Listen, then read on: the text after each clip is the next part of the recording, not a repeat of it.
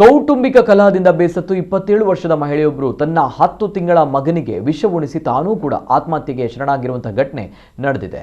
ಹೈದರಾಬಾದ್ನಲ್ಲಿ ಈ ಘಟನೆ ನಡೆದಿರುವಂತದ್ದು. ತಾಯಿ ಮತ್ತು ಮಗು ಸತ್ತಿರುವುದನ್ನು ನೋಡಿ ಮಗುವಿನ ಅಜ್ಜಿ ಕೂಡ ಆತ್ಮಹತ್ಯೆಗೆ ಯತ್ನಿಸಿದ್ದಾರೆ.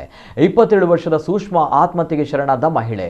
ಸುಷ್ಮಾ 4 ವರ್ಷಗಳ ಹಿಂದೆ ಚಾರ್ಟರ್ಡ್ ಅಕೌಂಟೆಂಟ್ ಆಗಿದ್ದ ಯಶವಂತ್ ರೆಡ್ಡಿ ಎಂಬುವರನ್ನ ವಿವಾಹವಾಗಿದ್ರು. ಇತ್ತೀಚೆಗೆ ದಿನಗಳಲ್ಲಿ ದಂಪತಿ ಆಗಾಗ ಜಗಳವಾಡ್ತಾ ಇದ್ರು ಎಂದು ಕುಟುಂಬದ ಸದಸ್ಯರು ತಿಳಿಸಿದ್ದಾರೆ.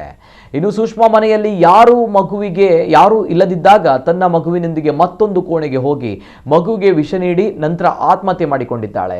ಪತಿ ಕೆಲಸ ಮುಗಿಸಿ ವಾಪಸ್ ಮನೆಗೆ ಬಂದು ರೂಮ್ ಒಳಗಿನಿಂದ ಲಾಕ್ ಆಗಿರುವುದನ್ನು ಕಂಡು ಬಾಗಿಲು ಒಡೆದು ನೋಡಿದ್ದಾರೆ. ಈ ವೇಳೆ ಹೆಂಡತಿ ಮತ್ತು ಮಗ ಪ್ರಜ್ಞಾಹೀನ ಸ್ಥಿತಿಯಲ್ಲಿ ಬಿದ್ದಿರುವುದು ಗೊತ್ತಾಗಿದೆ.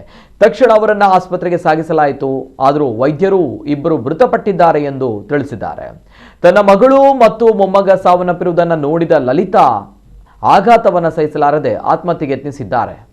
ಅವರನ್ನು ಚಿಕಿತ್ಸೆಗೆ ಆಸ್ಪತ್ರೆಗೆ ದಾಖಲಿಸಲಾಗಿದೆ. ಪೊಲೀಸರು ಪ್ರಕರಣ ದಾಖಲಿಸಿಕೊಂಡು ಕುಟುಂಬದ ಸದಸ್ಯರ ಹೇಳಿಕೆಗಳನ್ನು ದಾಖಲಿಸಿದ್ದಾರೆ.